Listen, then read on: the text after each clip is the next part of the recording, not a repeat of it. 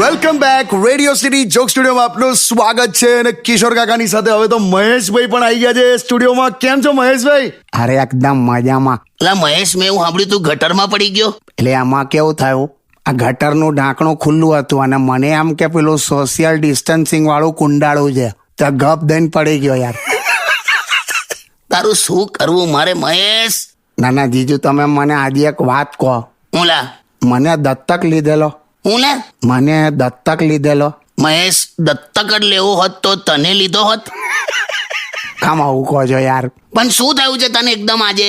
મારી કોઈ વેલ્યુ કેમ નહીં, મને કોઈ રિસ્પેક્ટ કેમ નહીં હાલતું યાર? તો ક્યાંથી હાલે? પણ કશું કરે તો કરે ને. આ તારું શું છે તારો પગાર? અરે મારો પગાર તો લાખોમાં છે. હું લા યસ, લાખોમાં. કેટલો?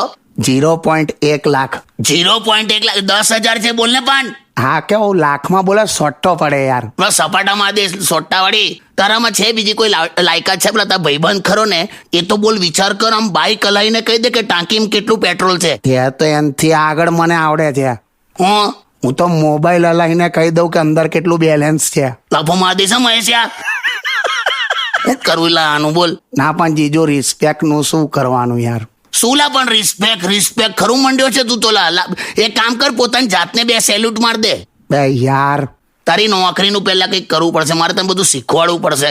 પણ રિસ્પેક્ટ નું કેવું? બહુ કરી તે એક કામ કર, પેલા કસ્ટમર કેર વાળીને ફોન કર, તારું સેલ્ફ રિસ્પેક્ટ પાછું આવી જશે. કર, લગાડ ફોન, ગીત સાંભળ.